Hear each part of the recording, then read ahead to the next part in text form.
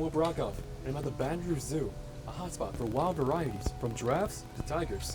And as time goes on, it's only natural for things to change. Zoo Director Jim Fleshman led me through the zoo area and behind closed doors, explaining changes happening to the zoo with no detail left behind. And so we demolished that, built the new building here for them, which gives them a lot more space. But then we also enlarged the exhibit by probably a third. So in 5 years, you won't see these buildings. The plants and the planters will grow out, and it'll all be hidden.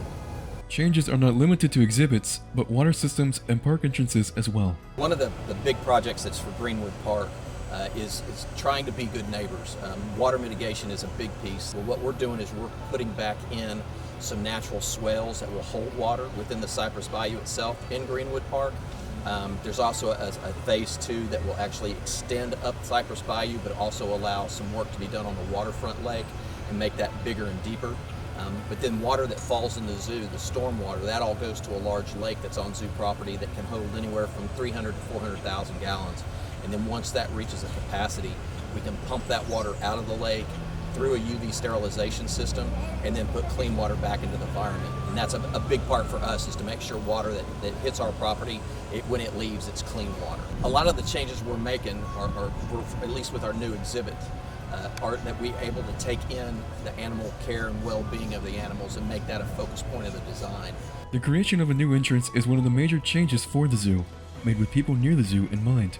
We're flipping the entrance from Thomas Road inside Highway 19 in the middle of Greenwood Park. One of the reasons to do this is when we have big events, emergency vehicles can't get into the subdivision to the south of Thomas Road.